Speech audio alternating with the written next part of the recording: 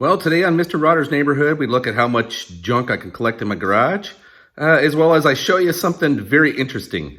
So if you're a Buick fan at all, you've had to extract bolts on timing covers and out of heads, stuff like that. So I'm going to show you the tricks of the trade that I've learned, and I have had a lot of old timers kind of show me the neat stuff going on.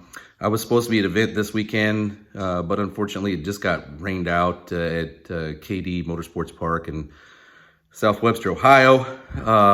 They had like 3 feet of water across their track. So I decided to get back on the stuff that I've been doing. I've been kind of lax on making videos, and a lot of it's because it's stuff you wouldn't want to see. I'm just trying to get prepared for the Buick Nationals. I'm going to take quite a bit of stuff there and try to sell it at the swap meet. Parts that I don't necessarily need or use, and they're just really taking up space. And I'd rather turn them parts into cash and then go buy the parts that I need to finish up my projects that I have. Like, I did score something that's going to help me finish up the Superstock 350. But besides that, today's video is all about how to extract bolts and repair things on Buicks that probably Chevrolet guys don't have a problem with. They just go out and buy new stuff, and it's cheap. So if you're a Buick fan, you know it costs an arm and a leg to build one. So you try to cut corners where you can and reuse as many parts as possible without going over the top. So, all right, well, let's get the camera flipped around, and we'll get to work. You notice I got my welding helmet on. We're going to be doing some welding. All right, so stand by. So with the Lemons Buick headed out to get finished welded on the chassis, or on the roll cage. I have a little bit of spare room here in my garage, and I decided to tackle these projects that have been kind of biting me and stacking up for a while since I started. So I'm in the process of blasting everything, getting it cleaned up for the Buick Nationals and take it to flip it. Some of this stuff I'm flipping, some of it not, some of it I'm not. The timing covers most likely will probably be reused. I try to keep as many of them on hand as possible, but really I'm just going to fix what's wrong with them. So we're going to start there with timing covers, and I'll show you what's going on here. Okay, so if you've ever taken a water pump off of a small block or V6, and even the big block's the same way with the aluminum timing cover, those little quarter 20 bolts, they break off, right? That's like par for the course. They're literally made out of, I don't know, toothpicks, something small, very unstrung, maybe a strand of spaghetti, something, but they always break off. And if you don't wiggle them back and forth before you remove them, and you get in a hurry and you use your impact or something, they pretty much always look like that, right? And they're really hard to extract. And I mean, I've drilled many of them, and drilling is the last possible thing that you'd want to do, because it ends up getting off center and it finds a home in this aluminum housing, and then the bolt never threads correctly and it never works right, and you end up having a piece of crap, and then you buy a couple $100 timing cover just to fix that stupid thing. Well, I had some old timers show me a trick here that it works really well on these timing covers, on the Buick timing cover. So V6 350, this is a 300 timing cover. It'd be very similar to a 215 or your Rover or whatever. But big block Buick is prone to this just as much. The other things are, so I got this pristine looking timing cover, this pristine looking valve cover here. And it's actually cleaned up really well in the blast cabinet. And then I held it up to the light, and lo and behold, I found this, okay? Now, you can't really see it, and I think it was probably from the factory, but it could be just a rust pinhole. But you see, I got it circled there. You can actually see light through this thing, right? So let's hold it up. Let's see. And that's how I found it. You could see light through the thing. Okay, maybe there it is. Let me get the camera to focus. You see those two little pinholes? And it's probably from rust.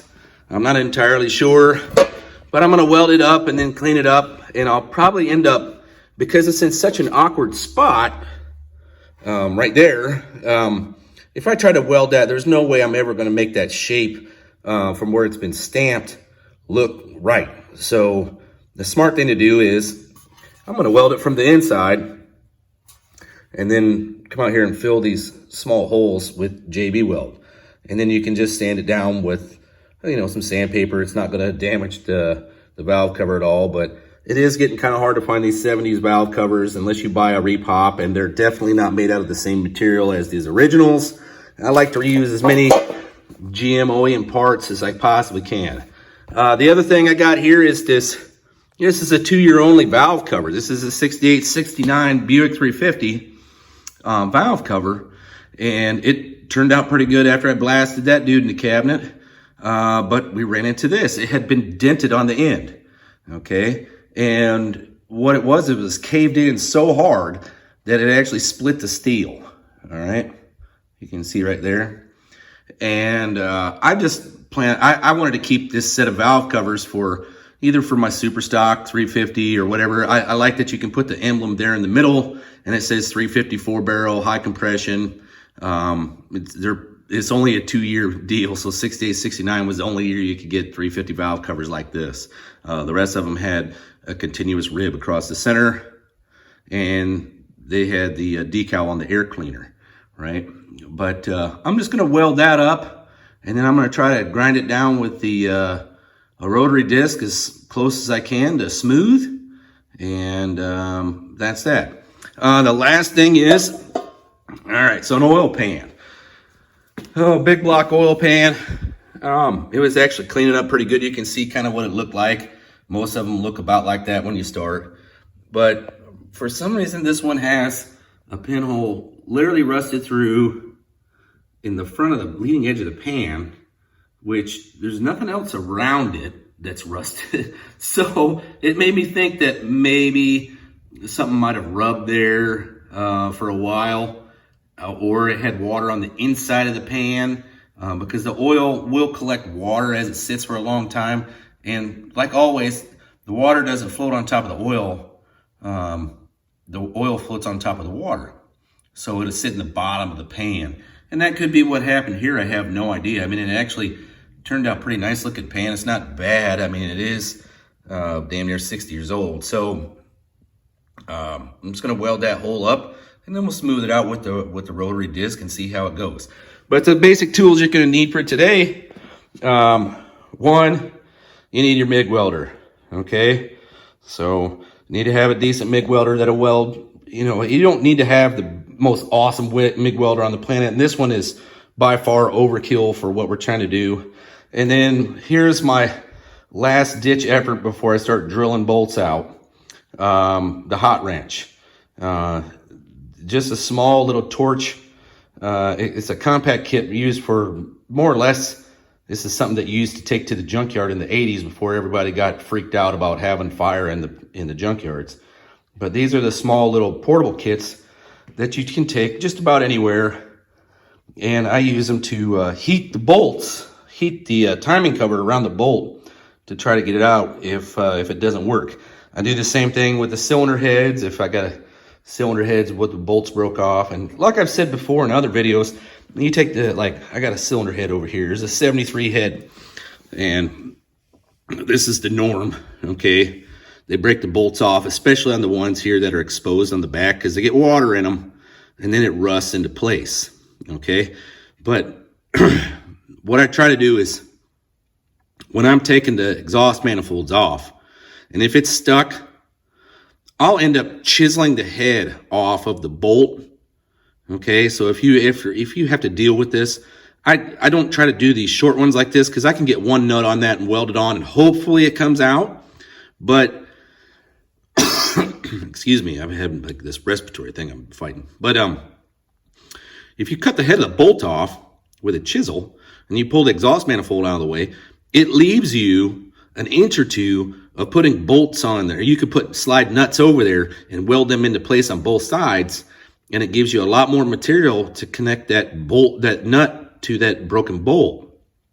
And then they back out. Plus you have multiple tries. So when it breaks the bolt off again, then you can just put another nut on it, weld it in place, and then start all over. It gives you a little bit of room to get the whole thing heated up. All right, so all right, back to what makes the magic work. When you actually weld the nuts on, you get some of these. These are just like simple birthday candles you buy at the grocery store, okay?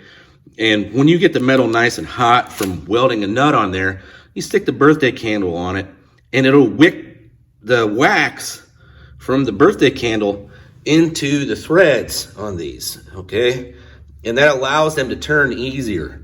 Now, it's a lot harder when it's in a car, but it can still be done the same way. It's not really that much of a problem. Exhaust manifold bolts, you'll probably have to remove the exhaust manifold, which means you're gonna have to extract more bolts because that's just the norm on them. They always seize up.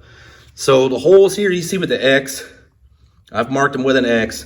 That's where the studs are supposed to be, okay? There's supposed to be a 1/4 inch stud here and a 1/4 inch stud here, and it's just an alignment dowel for your water pump. When you go to put the water pump on, you slide your gasket on, put the water pump on, and it allows it to line up perfectly, and then you run your bolts in. But you run into people that don't know what they're doing with a Buick, and it ends up looking like this, right?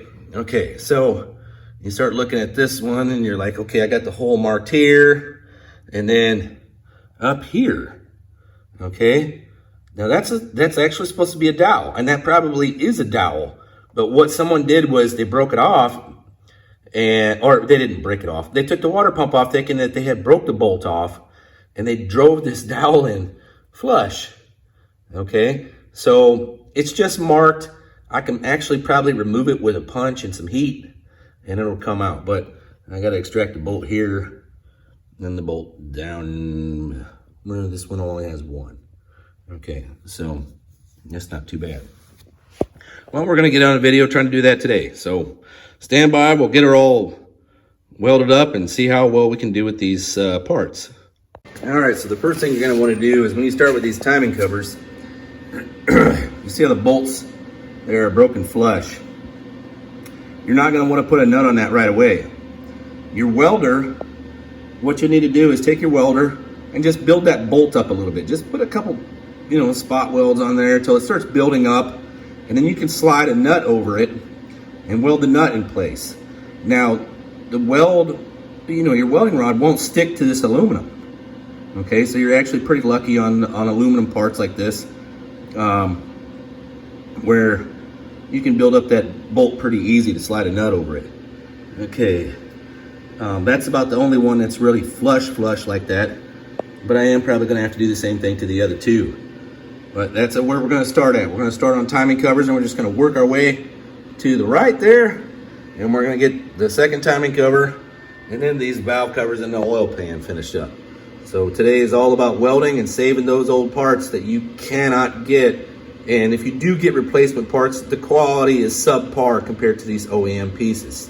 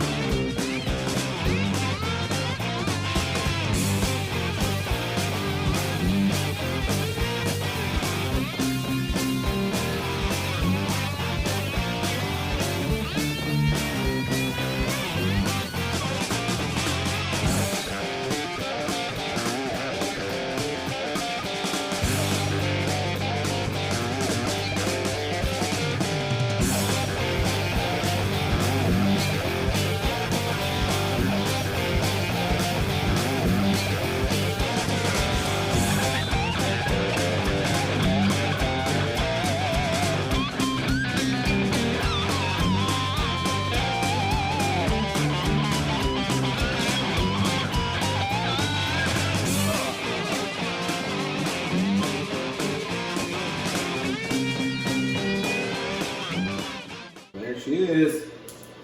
There's two timing covers. I'm just going to clean the crap off of them. You always want to tap down in them after you get done, because obviously there's something that's stuck the bolt up in there. So it's probably just corrosion, bimetallic corrosion that's turned black and got the bolt stuck. Next thing, we're going to weld the inside of that, right? So it's on the second rib end. So it's just right here. Right on that rib on the far end.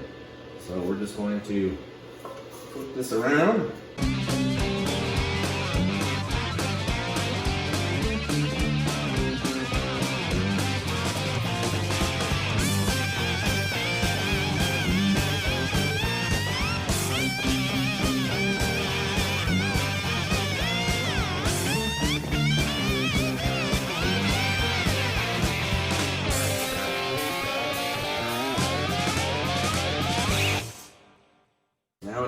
weld it from the inside. And once I blast it, you won't even be able to see it. It'll come out looking brand new. But just 2 little pinholes filled in. All it took was a tack weld just in that corner. I knocked a little crap off of here, and then I'll finish cleaning it up, paint it with some Gliptol, and voila, valve cover will be saved, and it'll actually look pretty good from the outside, as long as it didn't mess up this the rib that's in there. And it looks like it might have, so I might have to grind it down a little bit, but not nearly as bad as it would have been if I had to try to do it from the outside. Okay, so 3rd one, or 4th one, I guess. Oh, we're gonna weld this one from the outside, only because that's a tear in the metal from where it got smashed. Now I knocked it back out with a ball peen. You can't really tell too much here, but it's not exactly perfect. So we're gonna see if we can weld that up real quick and then be able to grind it down. Like I said, I'm just gonna use it on my super stock welder. I'd like to sell it maybe, but I don't know. I'm probably just gonna keep.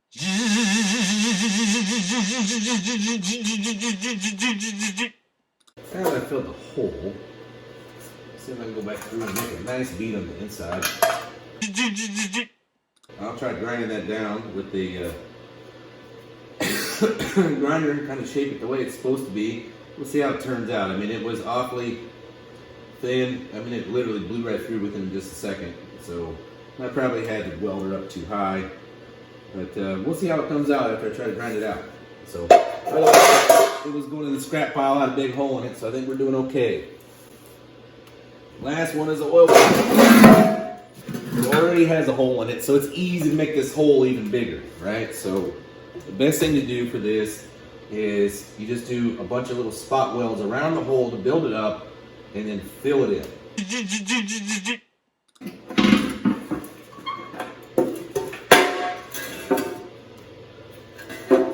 Yeah, and so that seems to be what the root cause was, is it rusted from the inside out, because there's actually a couple pits next to it. So I'll just fill them in real quick. Well, that's it. Now it's just onto the grinder.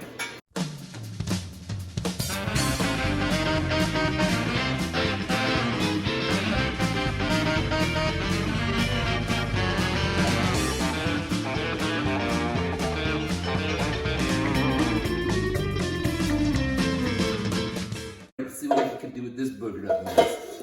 This might take me a week.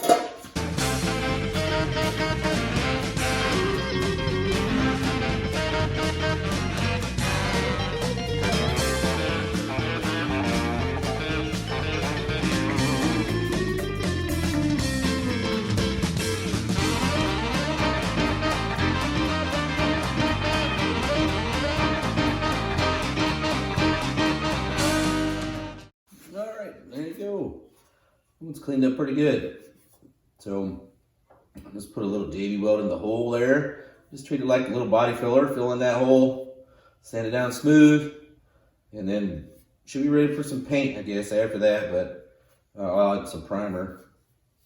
But yeah, I'll have to finish blasting it, and I'll also get after it a little bit in here with the sandpaper roll. But there you go. That's how you save them parts that otherwise would have been in the scrap bin. So you had nothing to lose except for, I guess, a handful of nuts, a little bit of time, some welding wire, and a sandpaper roll or two. So for today, that's it for Mr. Router's Neighborhood. I'll see you later. Oh, hey, and don't forget, we're having an event called the No Name Nationals, Sykeston, Missouri, September 30th, October 1st. It's at Jeffers Motorsports Park.